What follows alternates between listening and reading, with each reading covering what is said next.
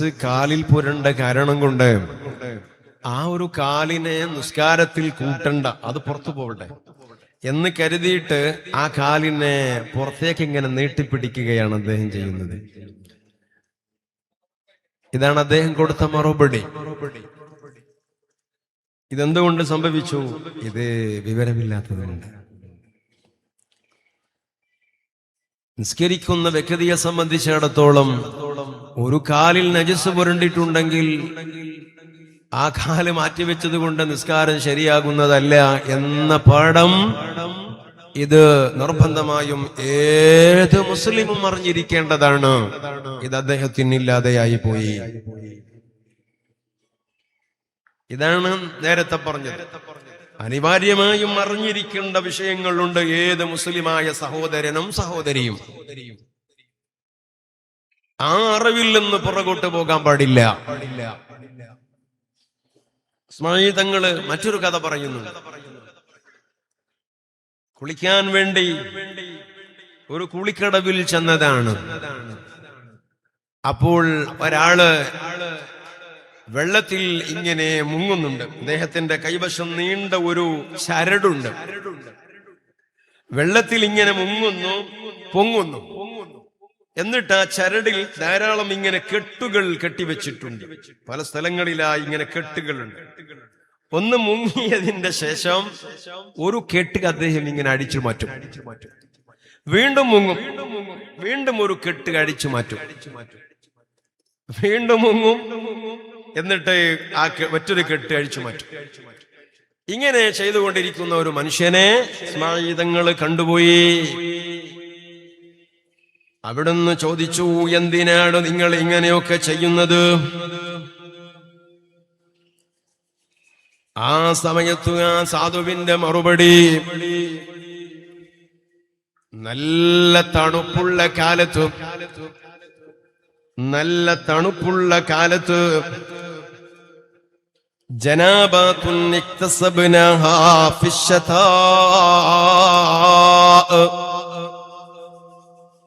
നല്ല തണുപ്പുള്ള സമയങ്ങളിൽ ഉണ്ടായിട്ടുള്ള ജനാബത്തുകളുണ്ട്. ആ ജനാബത്തുകളൊന്നും ഞാൻ കുളിച്ചിട്ടില്ല. അവയൊക്കെയും തന്നെ ഞാൻ ഇങ്ങനെ കണക്ക് വെക്കുകയായിരുന്നു. ഒരു തവണ ജനാബത്തുണ്ടായാൽ ഞാനൊരു ചരടിൽ ഇങ്ങനെ കെട്ടിവെക്കും. പിന്നൊരു സമയത്തുണ്ടായാൽ വീണ്ടും കെട്ടിവെക്കും. നല്ല തണുപ്പുള്ള സമയമാണല്ലോ, കുളിക്കാൻ പ്രയാസമാണല്ലോ. അതുകൊണ്ട് തന്നെ ഈ ചരടിൽ ഇങ്ങനെ കെട്ടിയിട്ട് ഞാൻ ഇങ്ങനെ വെക്കും. ഇപ്പോൾ തണുപ്പ് ഇല്ലാത്ത കാലമാണല്ലോ, എത്ര വേണമെങ്കിലും കുളിക്കുന്നതിന് പ്രശ്നമില്ലല്ലോ. അതുകൊണ്ട് ഞാൻ നേരത്തെ അടയാളപ്പെടുത്തിയിട്ടുള്ള എന്റെ ജനാബത്തുകളൊക്കെ ഇവിടെ വന്നിട്ട് ഓരോന്നായി കുളിച്ചു മാറ്റുകയാണ്, എന്റെ ജനാബത്തുകളെ ഉയർത്തുകയാണ് എന്ന് ആ സാധുവായ മനുഷ്യൻ മഹാനരായ ഇസ്മാഈൽ തങ്ങളോട് പറയുകയാണ്. എന്തുകൊണ്ടാണ് ഇത്രയും വലിയ ഒരു അബദ്ധത്തിലേക്ക് ആ മനുഷ്യൻ പോയത്? പ്രിയപ്പെട്ടവരെ, ഇൽമു ഇല്ലാത്തത് കൊണ്ടാണ് ഇത്തരത്തിലുള്ള ഒരു അബദ്ധത്തിലേക്ക് പോയത്. പരിശുദ്ധമായ ശരീഅത്ത് വളരെ കൂടുതൽ കണിശതയോടുകൂടെ നോക്കിക്കാണുന്ന ഒരു മേഖലയാണ്. വെടിപ്പുകേടോടുകൂടെ ഒരു മുഅ്മിനായ മനുഷ്യൻ നിൽക്കാൻ പാടില്ല. എപ്പോഴാണോ ജനാബത്തുണ്ടാകുന്നത്, അതേ ഉടനെ തന്നെ പോയി കുളിച്ച് വെടിപ്പാകണം എന്നത് ശരീഅത്തിന്റെ ഒരു പാഠമാണ്. ജനാബത്തുകാരനായി നീ മാർക്കറ്റിൽ പോകാൻ പാടില്ല. വെടിപ്പുകേടോടുകൂടെ നീ ജോലിക്ക് പോകാൻ പാടില്ല. വെടിപ്പുകേടോടുകൂടെ നീ ഇങ്ങനെ വീട്ടിൽ അലസമായി നിൽക്കാൻ പാടില്ല. ശരീഅത്ത് എത്ര ഗൗരവത്തിലാണ് അത് കണ്ടിട്ടുള്ളതെന്നറിയോ നിങ്ങൾക്ക്? അതാ സിറാത്ത് പാലത്തെ പറ്റിയുള്ള ഒരു ഓർമ്മപ്പെടുത്തൽ മുസ്തഫായ മുത്തുനബി നടത്തുന്നുണ്ട്. സിറാത്ത് പാലത്തിൽ 7ഓളം കൗണ്ടറുകളുണ്ട്. ആ കൗണ്ടറുകളിലൊക്കെയും തന്നെ അവിടെ ചെന്ന് രക്ഷപ്പെടേണ്ടതുണ്ട്. ഷഹാദത്തിന്റെ കൗണ്ടറുണ്ട്, സ്വലാത്തിന്റെ കൗണ്ടറുണ്ട്, സകാത്തിന്റെ കൗണ്ടറുണ്ട്, ഹജ്ജിന്റെ കൗണ്ടറുണ്ട്. ഇങ്ങനെ പ്രധാനപ്പെട്ട കൗണ്ടറുകൾ അവിടെയുണ്ട്. ആ കൗണ്ടറുകളിൽ വരുന്ന ആളുകളുടെ രേഖ ക്ലിയറാണോ എങ്കിൽ മാത്രമേ അടുത്ത കൗണ്ടറിലേക്ക് പോകാൻ ആവതുള്ളൂ. രണ്ടാമത്തെ കൗണ്ടറും ക്ലിയറാണോ എങ്കിൽ മാത്രമേ മൂന്നാമത്തെ കൗണ്ടറിലേക്ക് പോകാൻ ഒക്കുകയുള്ളൂ. രണ്ടാമത്തെ കൗണ്ടറിലെത്തുമ്പോൾ ദുനിയാവിൽ ഇവൻ എത്ര വർഷം ജീവിച്ചിട്ടുണ്ട്, എത്ര ദിവസങ്ങൾ ഉണ്ടായിട്ടുണ്ട്, എത്ര വഖത്ത് നിസ്കാരം ഇവനുണ്ട്, ഇവൾക്കുണ്ട്, എല്ലാം നിസ്കരിച്ച് തീർത്തവനാണോ, നിസ്കരിച്ച് തീർത്തവളാണോ, ഇവളുടെ അക്കൗണ്ടിൽ വല്ലതും ഖളാ ആയി കിടക്കുന്നുണ്ടോ? ആ കൗണ്ടറിൽ കൃത്യമായ രേഖയുണ്ട്, കൃത്യമായ രേഖ അവിടെയുണ്ട്. നിസ്കാരം ബാക്കിയുള്ളവനാണോ, നിസ്കാരം ബാക്കിയുള്ളവളാണ്, മുമ്പോട്ട് പോകാൻ കഴിയില്ല. അവിടെ നിന്ന് ജഹന്നമിലേക്ക് പതിച്ചു പോവുകയാണ്. അല്ലാഹു നമ്മെ കാത്തുരക്ഷിക്കട്ടെ. പടച്ച റബ്ബ് നമ്മയും നമുക്ക് അവൻ തന്നവരെയും കാത്തുരക്ഷിക്കട്ടെ. എന്റെ പ്രിയപ്പെട്ടവരെ, അങ്ങനെ കൗണ്ടറുകൾ ഭേദിച്ച് ഭേദിച്ച് ഭേദിച്ച് അവസാനത്തെ ഒരു കൗണ്ടറിനെ പരിചയപ്പെടുത്തുന്നുണ്ട്. അതേതെന്നറിയോ നിങ്ങൾക്ക്? അതേ ദുനിയാവിൽ വെടിപ്പുകേടുണ്ടായ സമയത്ത് അലസമായി അതിനെ നോക്കിക്കാണാതെ ജാഗ്രതയോടുകൂടെ പോയി കുളിച്ച് ശുദ്ധിയായവനാണോ, കുളിച്ച് ശുദ്ധിയായവളാണോ? അതേ ആ കൗണ്ടറിൽ എത്തുന്ന സമയത്ത് നിന്നെ കുറിച്ചുള്ള വ്യക്തമായ വിവരങ്ങളൊക്കെയും തന്നെ അവിടുത്തെ സ്ക്രീനിലുണ്ട്. ദുനിയാവിലെ നിന്റെ ജീവിതങ്ങൾ മുഴുവനും അവിടെ അതാ സ്ക്രീനിൽ പ്രത്യക്ഷപ്പെടുകയാണ്. കുളിച്ചിട്ടുണ്ടോ അഥവാ കുളിച്ചിട്ടില്ലയോ, അതിനെയൊന്നും എന്റെ രൂപത്തിൽ പരിഗണിച്ചിട്ടുണ്ടോ, പരിഗണിച്ചിട്ടില്ലയോ? ജനാപത്തുകാരിയായി അലസമായി നടന്നവളാണോ, നടന്നവനാണോ? എല്ലാം തന്നെ കൃത്യമായ രേഖയില്ല ആ കൗണ്ടറിലുണ്ട്. അതെ, അതിനെയൊക്കെ ജാഗ്രതയോടുകൂടെ കണ്ട് വളരെ പെട്ടെന്ന് തന്നെ വെടിപ്പുകേടുകളൊക്കെ മാറ്റി കുളിച്ച് ശുദ്ധിയായ സ്വഭാവക്കാരനാണ്, കുളിച്ച് വെടിപ്പാകുന്ന സ്വഭാവക്കാരിയാണ്. പോകാം, ഇനി കൗണ്ടറുകൾ ബാക്കിയില്ല, സ്വർഗത്തിലേക്ക് പ്രവേശിക്കാം. അത്രയും പ്രധാനപ്പെട്ടതാണ്. പ്രിയപ്പെട്ട സഹോദരന്മാർ, വിശുദ്ധമായ ദീനുൽ ഇസ്ലാം, പരിശുദ്ധ ശരീഅത്ത് വളരെ കണിശതയോടുകൂടെ മുഅ്മിനീങ്ങളോട് ശ്രദ്ധിക്കാൻ പറഞ്ഞിട്ടുള്ള ഒരു കാര്യമാണ്. ഒരിക്കലും തന്നെ ജനാപത്തുകാരിയായി നിന്റെ തലമുടി നീ വാർന്നിട്ട് നിന്റെ മുടികൾ അലസമായി ഒഴിവാക്കാൻ പാടില്ല, നഖം കട്ടു ചെയ്യാൻ പാടില്ല, നിന്റെ ശരീരത്തിലെ നിന്റെ ശരീരത്തോട് ചേർന്ന് നിൽക്കുന്ന ഒന്നും പുറത്തു പോകാൻ പാടില്ല. ഇതിലൊക്കെയും ശ്രദ്ധിക്കണമെന്ന് പരിശുദ്ധമായ ശരീഅത്ത് ഓർമ്മപ്പെടുത്തുമ്പോ അതിൻ്റെതായ ആദാബുകൾ മുറാഅത്ത് ചെയ്തുകൊണ്ട് ശ്രദ്ധിക്കുന്നവരാരോ ശ്രദ്ധിക്കണമെന്നും ശ്രദ്ധിക്കാതിരുന്നാൽ അത് ഗൗരവപ്പെട്ടതാണെന്നും മഹാനരായ ഇസ്മാഈലുൽ ഹഖീ റഹിമഹുല്ലാഹ് അങ്ങകലെ യമനിൽ നടന്നിട്ടുള്ള ഒരു സംഭവത്തെ അവിടുത്തെ തഫ്സീറിൽ നമുക്ക് പറഞ്ഞു തരുന്നുണ്ട്. എന്തേ, ഒരു മനുഷ്യൻ മരണപ്പെടുകയാണ്, നാട്ടുകാരൊക്കെയും അദ്ദേഹത്തിന് ഖബർ വെട്ടുകയാണ്, ഖബർ കുഴിക്കുകയാണ്, ഖബറിന്റെ പണിയൊക്കെ പൂർത്തിയാവുകയാണ്. അപ്പോഴാണ് ആ ഖബറിൽ ഖിറദത്തിനെ പോലെയുള്ള ഒരു ജീവി പ്രത്യക്ഷപ്പെടുന്നു. ഖിറദത്ത്, കുരങ്ങനെ പോലെയുള്ള ഒരു ജീവി ഖബറിൽ പ്രത്യക്ഷപ്പെടുന്നു. ആരും കൊണ്ടുപോയി വെച്ചതല്ല, ഏതെങ്കിലും മരച്ചില്ലയിൽ വന്ന് ചാടി ഖബറിൽ വീണുപോയതല്ല. എവിടെ നിന്ന് വന്നു എന്ന് ആളുകൾക്കറിയില്ല. ഖബർ കുടിക്കാൻ ഉപയോഗപ്പെടുത്തിയ മൺവെട്ടി കൊണ്ട് അതിന്റെ തലക്കടിച്ചു നോക്കി, പക്ഷേ ആ വസ്തു പോകുന്നില്ല. അവരതാ രണ്ടാമതൊരു ഖബർ കുഴിക്കുകയാണ്. എന്റെ ചെറുപ്പക്കാരെ, പ്രിയപ്പെട്ട എന്റെ സഹോദരിമാരെ, ഇതൊന്ന് ശ്രദ്ധിക്കണേ നിങ്ങൾ. എന്തും ഏതും അലസമായി കാണുന്ന ഒരു കാലമാണ്. എന്തിനേയും ഏതിനേയും നിസാരമായി നോക്കി കാണുന്ന ഒരു ലോകത്താണ് നമ്മൾ ജീവിക്കുന്നത്. അതേ, തന്റെ നാട്ടുകാരും കൂട്ടുകാരും ആ സഹോദരന് വേണ്ടി രണ്ടാമതൊരു ഖബർ വെട്ടുകയാണ്. രണ്ടാമത്തെ ഖബറിലും അതേ ജീവി പ്രത്യക്ഷപ്പെടുകയാണ്. മൂന്നാമത് ഖബർ വെട്ടുകയാണ്, അതിലും അതുപോലെ പ്രത്യക്ഷപ്പെടുകയാണ്. 30ഓളം ഖബറുകൾ ആ മനുഷ്യന്റെ കൂട്ടുകാര് നാട്ടുകാര് വെട്ടുകയാണ്. 30 ഖബറിലും ഇതുതന്നെയാണ്. ഗത്യന്തരമില്ല, നിർവാഹമില്ല. ഇത് റബ്ബിന്റെ ഭാഗത്ത് നിന്നുള്ള ഒരു പരീക്ഷണമാണ്. അതാ ആ ജീവിയോടൊപ്പം ആ മനുഷ്യനെ ആ ഖബറിൽ അങ്ങ് അടക്കം ചെയ്തു പോയി.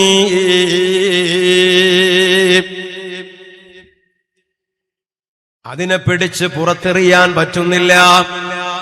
എന്നാൽ അവരുടെ കയ്യിലുള്ള ആയുധങ്ങൾ ഉപയോഗപ്പെടുത്തി അതിന്റെ കാലിനോ കയ്യിനോ അടിക്കുമ്പോ എന്തെങ്കിലും പരിക്കതിന് പറ്റുന്നുണ്ടോ? ഒന്നും സംഭവിക്കുന്നുമില്ല. ആ ജീവിയോടുകൂടെ ആ മനുഷ്യനെ, ആ മയ്യത്തിനെ ഖബറിൽ വെക്കുകയല്ലാതെ വേറെ മാർഗങ്ങളില്ല. ഗത്യന്തരമില്ലാതെ ആ നാട്ടുകാരതാ ആ ജീവിയോടൊപ്പം ആ മനുഷ്യന്റെ മയ്യത്ത് ഖബറിൽ വെക്കുന്നു. അതേ മൂടുകല്ല് വെക്കുന്നു, മുകളിൽ മണ്ണ് വാരിയിടുന്നു, മീസാങ്കല്ല് കുത്തുന്നു. കൂടെയുള്ളവരൊക്കെ സലാം പറഞ്ഞ് പോരുകയല്ലാതെ നിർവാഹമില്ല. അവർക്കിടയിൽ ചർച്ചയാവുകയാണ്. ആ പ്രദേശത്തെ പണ്ഡിതന്മാർ അതാ വീട്ടിലേക്ക് പോവുകയാണ്. ആ മനുഷ്യന്റെ വീട്ടിലേക്ക് ചെല്ലുകയാണ്. വീട്ടുകാരോട് ചോദിക്കുകയാണ്, എന്തേ നിങ്ങളുടെ ഈ വീട്ടുകാരനെ പറ്റി പ്രത്യേകമായി വല്ലതും നിങ്ങൾക്ക് എടുത്തു പറയാനുണ്ടോ? അദ്ദേഹത്തിന്റെ ജീവിതത്തിൽ അദ്ദേഹം ചെയ്തു വച്ചിട്ടുള്ള വല്ല പാപങ്ങളെ പറ്റിയും പ്രത്യേകമായി നിങ്ങൾക്ക് ഓർമ്മയുണ്ടോ? വീട്ടുകാരുടെ മറുപടി വരുന്നു, ഒറ്റ കാര്യമേ പറയാനുള്ളൂ. അതെന്താണ്? ജനാബത്തുണ്ടാകുന്ന സമയത്ത് യാതൊരു പേടിയുമില്ല, വേണ്ട രൂപത്തിൽ കുളിക്കുന്ന സ്വഭാവക്കാരനല്ല. വെടിപ്പുകേടുണ്ടാകുന്ന സമയത്ത് കുളിച്ചു വൃത്തിയാകുന്ന സ്വഭാവക്കാരനല്ല. ഇതല്ലാത്ത ഒന്ന് അദ്ദേഹത്തെ പറ്റി പറയാനില്ല. ആ പ്രദേശത്തെ ഉലമാ തീരുമാനത്തിലെത്തുകയാണ്, ഇതുതന്നെയാണ് ഇങ്ങനെ ഒരു വിഷയം ഖബറിൽ കാണാനുള്ള കാരണം എന്ന് പണ്ഡിതന്മാർ അടയാളപ്പെടുത്തുകയാണ്. അതുകൊണ്ട് എന്റെ പ്രിയപ്പെട്ടവരെ സന്ദർഭോചിതമായി ഓർമ്മപ്പെടുത്തിയതാണ്. മഹാനരായ അസ്മാഈ തങ്ങൾ കാണുന്നത് വിവരമില്ലാത്ത ഈ മനുഷ്യൻ ചെയ്യുന്നതാണ്. എത്ര ജനാപത്തുണ്ടായാലും ഒരൊറ്റ കുളി കൊണ്ട് എല്ലാ ജനാപത്തുകളും ഉയർന്നു പോകുമെന്ന് അത് പഠിക്കാതെ പോയതാണ്. നമ്പർ 1. നമ്പർ 2, ഇതൊന്നും തന്നെ മാറ്റിവെക്കാൻ പറ്റിയതല്ല. ജനാപത്തുള്ളവന് നിസ്കരിക്കാൻ നിർവാഹമില്ല, ജനാപത്തുള്ളവന് ഖുർആൻ ഓതാൻ നിർവാഹമില്ല. ഇങ്ങനെയുള്ള ഒരുപാട് വിഷയങ്ങളുണ്ട്. ഇതൊന്നും അറിയാതെ പോയതാണ്. ഇത് എന്തുകൊണ്ട് സംഭവിക്കുന്നു? അതേ ദീനിയായ വിഷയങ്ങളെപ്പറ്റി വേണ്ട രൂപത്തിലുള്ള പാഠങ്ങളില്ലാത്തത് കൊണ്ട്, അറിവില്ലാത്തത് കൊണ്ട് സംഭവിക്കുന്നതാണ്. അതുകൊണ്ട് നമ്മുടെ ജീവൻ ഏതാണ്? അത് ഇൽമാണ്. അതുണ്ടാവണം സഹോദരന്മാരെ. നേരത്തെ ഞാൻ പറഞ്ഞല്ലോ, ഇൽമും അറിവും രണ്ടും രണ്ടാണെന്ന്. അറിവ് സമ്പാദിക്കാൻ ധാരാളം സംവിധാനങ്ങൾ ആധുനിക സമൂഹത്തിന്റെ മുൻപിലുണ്ട്. പക്ഷേ ഇല്ലേ, ഒരുപാട് സംവിധാനങ്ങൾ അറിവ് സമ്പാദനത്തിന് നമ്മുടെ മുൻപിലുണ്ട്. ഒരുപാട് സെർച്ച് എഞ്ചിനുകളുണ്ട് നമ്മുടെ മുൻപിൽ. അതിലൊക്കെയും തന്നെ നമുക്ക് ആവശ്യമായ സബ്ജക്റ്റുകൾ സ്പെഷ്യലൈസ് ചെയ്തുകൊണ്ട് ആർജിച്ചെടുക്കാനുള്ള അവസരങ്ങളുണ്ട്. പക്ഷേ അങ്ങനെയല്ല ദീനിന്റെ ഉലൂമുകളെ പഠിക്കേണ്ടത്. ഇദാറുംതൽ ഉലൂമ ബിദൂനി ശൈഖിൻ ളലൽത അനി സിറാത്തുൽ മുസ്തഖീം വതൽതബിസുൽ ഉമൂറു അലൈക ഹത്താ തസീറ അളല്ല മിൻ തുമൽ ഹകീം. ദീനിയായ ഉലൂമുകളെ ചുണ്ടുകളിൽ നിന്ന് കാതുകളിലേക്കും ഹൃദയത്തിൽ നിന്ന് ഹൃദയത്തിലേക്കും സന്നിവേശിപ്പിക്കണം. അതാണ് സനദ്. ലൗലൽ അസ്നാദു ലളഅദ്ദീനു. ഒരു പാരമ്പര്യത്തെ പറയാൻ നമുക്കുണ്ടാവണം. പാരമ്പര്യമില്ലാത്തവൻ, സനദില്ലാത്തവൻ ദീന് നഷ്ടപ്പെട്ടു പോകുമെന്ന് മുസ്തഫായ നബി സല്ലല്ലാഹു അലൈഹി വസല്ലമ തങ്ങൾ പറഞ്ഞതല്ലേ? ഉസ്താദുമാരുടെ, മശായിഖന്മാരുടെ ചുണ്ടുകളിൽ നിന്ന് കാതുകളിലേക്കും ഹൃദയങ്ങളിൽ നിന്ന് ഹൃദയങ്ങളിലേക്കും പറിച്ചു നടപ്പെടുന്ന, സന്നിവേശിപ്പിക്കപ്പെടുന്ന ഉലൂമുകളാണ് ദീനിയായ ഉലൂമ് എന്ന് പറയുന്നത്. ഉസ്താദുമാരുടെ ഗുരുമുഖത്തല്ലാതെ ഇൽമിനെ പഠിക്കാൻ ആധുനിക ലോകത്ത് സംവിധാനങ്ങളേറെയാണ്. അത്തരത്തിലുള്ള ഉലൂമുകളുടെ ജ്ഞാനാഭ്യാസങ്ങളുടെ അപജയങ്ങൾ എന്താണ്? അതാണ് ഇവിടെ ഓർമ്മപ്പെടുത്തിയത്. ഇദാറും തല്ലുലൂമ ബിദൂനി ശൈഖിൻ, ഒരു ഉസ്താദിന്റെ മുമ്പിൽ നിന്നല്ല, ഗുരുമുഖത്തു നിന്നല്ലാതെ ഇൽമ് പഠിക്കുന്നവന് സംഭവിക്കുന്നത് എന്താണ്? അതെ, ഇദാറും തല്ലുലൂമ ബിദൂനി ശൈഖിൻ വലൽത അനി സിറാത്തിൽ മുസ്തഖീം, മുസ്തഖീമായ വഴിയിൽ നിന്ന് വഴിതെറ്റി പോകുന്നതാണ്. മുസ്തഖീമായ മാർഗത്തിൽ നിന്ന് അവൻ വ്യതിചലിച്ചു പോകുന്നതാണ്. എന്തേ കാര്യം? ഗുരുമുഖത്തു നിന്നല്ലാതെ കേവലം അറിവുകൾ സമ്പാദിക്കുന്നത് കൊണ്ട് സംഭവിക്കുന്നത് എന്താണ്? യഥാർത്ഥമായ വഴിയിൽ നിന്നവർ വഴി തെറ്റിപ്പോകുന്നതാണ്. കാരണം എന്താണ്?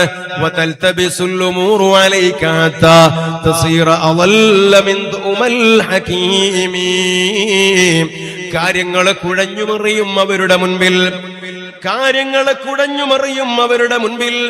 അതേ, വ്യത്യസ്തങ്ങളായ വൈരുദ്ധ്യങ്ങൾ അവരുടെ മുമ്പിൽ വരും. നേരത്തെ പറഞ്ഞ ഹദീസിന്റെ എതിരാണല്ലോ ഈ പറഞ്ഞ ഹദീസ്, ആ ആയത്തിന് എതിരാണല്ലോ ഈ പറയുന്ന ഹദീസ്. അവരുടെ മുമ്പിൽ കാര്യങ്ങൾ കുഴഞ്ഞുമറിയുകയാണ്. അങ്ങനെ വരുമ്പോൾ അവന് ഡയറക്ഷൻ കൊടുക്കാൻ ഉസ്താദുമാരില്ല, അവനെ നിർവഴിയിൽ കാര്യങ്ങൾ പറഞ്ഞു കൊടുക്കാൻ ഗുരുക്കന്മാർ, മശായിഖന്മാർ അവരുടെ മുൻപിലില്ല. എന്താ സംഭവിക്കുക? തുഅ്മുൽ ഹകീം എന്ന് പറയുന്ന വിശ്രുതനായ വ്യക്തിക്ക് സംഭവിച്ചു പോയതിനേക്കാളേറെ വലിയ അപജയത്തിലേക്ക്, പരാജയത്തിലേക്ക് ആ മനുഷ്യൻ കൂപ്പുകുത്തിപ്പോകുന്നതാണ്. എന്തേ തുഅ്മുൽ ഹകീമിന് സംഭവിച്ചു പോയത്? അദ്ദേഹം വലിയ പണ്ഡിതനാണ്, ഭാഷയിൽ വലിയ പരിജ്ഞാനമുള്ള ആളാണ്, അറബി സാഹിത്യത്തിൽ അങ്ങേ അറ്റത്തുയർത്തിയിട്ടുള്ള വ്യക്തിയാണ്.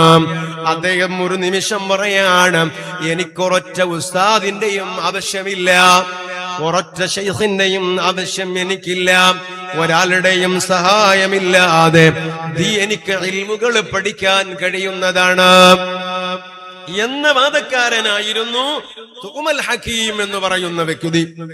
ഉസ്താദ് വേണ്ട, ശൈഖ് വേണ്ട, എനിക്ക് സ്വന്തമായി ഏതു ടെസ്റ്റുകളും ഏതു കിതാബുകളും മറിച്ച് ഓതാൻ, മുതാലാ ചെയ്യാൻ, റഫർ ചെയ്യാൻ എനിക്ക് കഴിയും